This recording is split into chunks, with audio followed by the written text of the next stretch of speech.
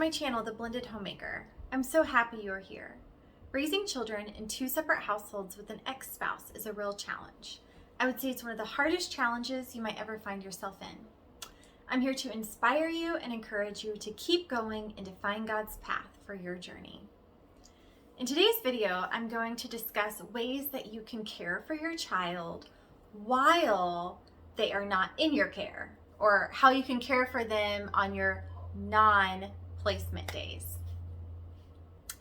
You know, the goal of any good parent is to make sure their child is loved every single day, right? Like if you had a child who only lived under one roof, let's say they didn't go, back and forth from houses, but lived under one roof, you would want them to know that Sunday through Saturday, they are loved every single day, right? You're not going to be like, oh, I only love you on the weekends, or I only love you on Tuesdays, Thursdays, and Fridays, right? You want them to know that they're loved every single day. And so when you are raising your child not only under your roof, but also another roof, you want to express that love for them,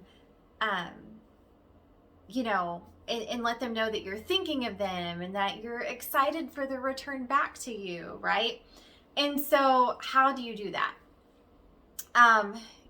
Another thing is that not only is it hard on the child to be away from the non-placement parent, but it's also hard on the heart of our parents, right? Like it's so hard to have to say goodbye to our child over and over and over again.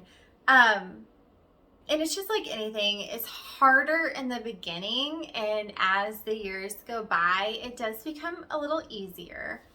But one way to ease that pain in both the heart of the child and the parent is to find ways to care for your child on your non-placement days. Every placement schedule is different, right? Like some parents have quite a bit of time in between their placement days, where other parents have just a very short window of time between their non-placement days and their placement days.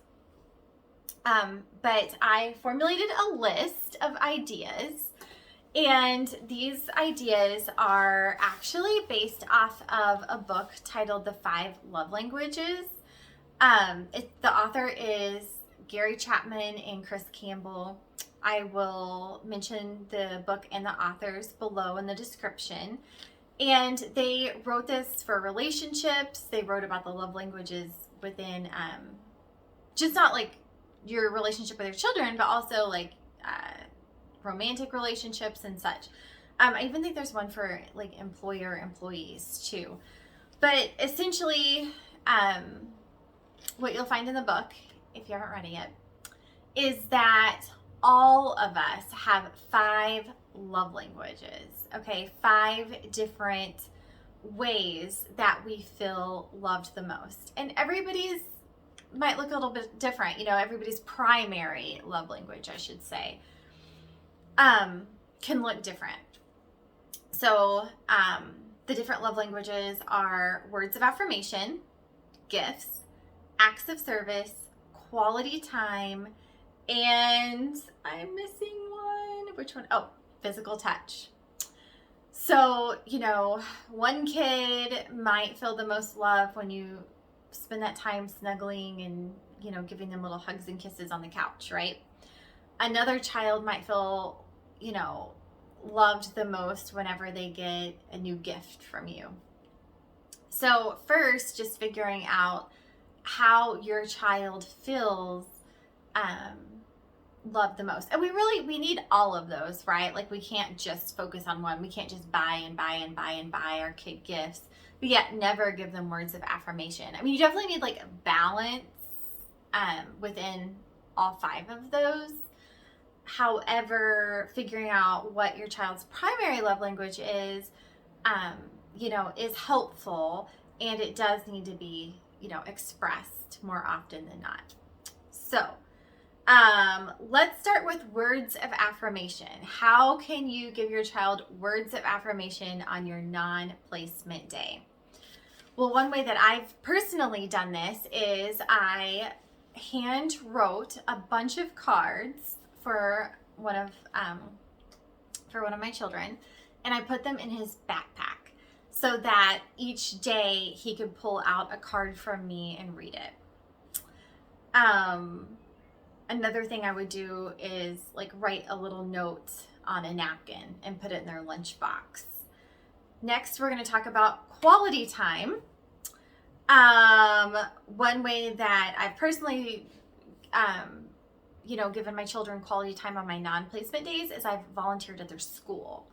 So I understand that, that's not always applicable to everybody's schedule. So another idea is you could attend a sport event on their non-placement day, or even like a music event if your child's in music, or like a club event if your child's in a club, after school, like evening hours. So those are some ideas there. Next, we're going to talk about acts of service. So this is another one I've personally done, is clean their room, right? I mean, you want to teach your child responsibility, and so you don't want to clean their room every single day. But how refreshing is it when you leave something a mess and somebody comes up behind you and cleans it up for you? I mean, that is refreshing, right? I mean, I would love to walk into my house and see that somebody cleaned it for me, right? And so I think that's just a great way of saying, hey, I was thinking of you. I was doing something for you, even though you weren't with me. So I know that my kids love it when they come home to my house and they see that I organized their closet. They're like, wow, it looks so nice, Mom. Thank you. They're just so grateful. And so, hopefully that puts, seeds of love inside their heart. Another thing you could do is just fix their bike, or fix the hole that's in their favorite shirt, or there's lots of different ways that you can show acts of service when they're not in your care. I just thought of something. I have a friend who has a stepdaughter, and she has a week on, week off schedule with her.